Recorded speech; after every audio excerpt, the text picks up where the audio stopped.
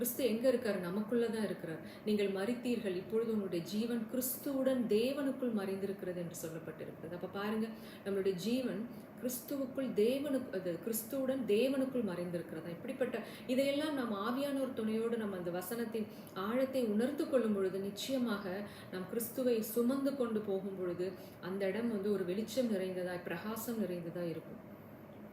அப்ப எப்படி இந்த உலகத்துல ஏசப்பா இருந்தாரோ அதே போல கிறிஸ்து இருக்கிற பிரகாரமாகவே நீங்கள் இருக்கும்படி நம்மளை அழைத்துள்ளாராம். அப்ப அவர் எப்படிப்பட்ட ஒரு மகிமை நிறைந்த ஒரு ஆசிர்வாதமான, ஒரு விடுதலையான, ஒரு வல்லமையான வாழ்க்கையை வாழ்ந்தவரோ அதே வாழ்க்கையை வாழும்படி நாமும் அழைக்கப்பட்டிருக்கிறோம்.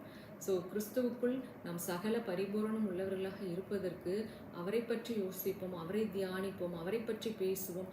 அவருடைய மேன்மையான காரியங்களை நம் நித்தமும் வாழ்க்கையில் அனுபவித்து கிறிஸ்துவுக்குள் நாம் பரிபூரணம் உள்ளவர்களாக மாற வேண்டும் என்பதே அவருடைய வாஞ்சையாக இருக்கிறது.